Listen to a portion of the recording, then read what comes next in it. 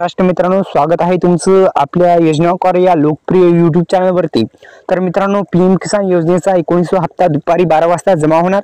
सविस्तर माहिती आपण जाणून घेऊ। तत्पूर्वी आपल्या YouTube चॅनलला तुम्ही सबस्क्राइब करा, डिस्क्रिप्शन बॉक्समध्ये दिलेल्या लिंकला नक्की व्हिजिट करा। एकंदरीत मित्रांनो, आपण पाहत आहात SEM क्लासेस YouTube चॅनल, तर आता सबस्क्राइब करा।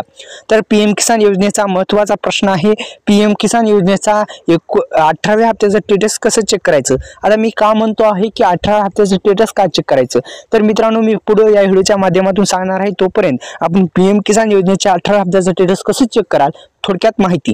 तर पीएम किसान योजनेच्या अधिकृत वेबसाईटला भेट द्यावी लागेल। भेट दिल्याच्या नंतर लाभदारी स्थिती मुखपृष्ठावर जे इथे लाभदारी स्थितीवर टॅप करायचं आहे।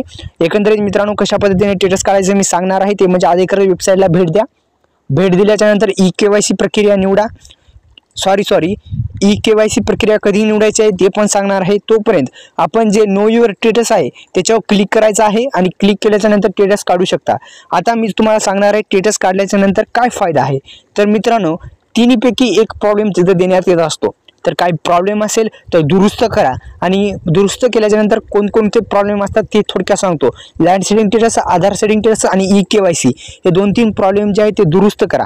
कारण की तिन्हीपैकी एक जरी प्रॉब्लेम असेल तर तुम्हाला प्रॉब्लेम येऊ शकतो, हप्ता येऊ शकत नाही। तर तिन्हीपैकी एक जरी प्रॉब्लेम असेल तर दुरुस्त करा। एकंदरीत मित्रांनो, तिन्हीपैकी एक जरी प्रॉब्लेम असेल तुम्ही दुरुस्त करू शकता। एकंदरीत मित्रांनो, लाभदारी स्थितीवर टॅप केल्याच्या नंतर मुखपृष्ठावर जे लाभदारी स्थितीवर टॅप क्लिक करा, तुमचा तपशील जो आहे तो एंटर करा, तुमचं स्टेटस निघेल। तिन्हीपैकी एक जरी प्रॉब्लेम असेल तर दुरुस्त करा।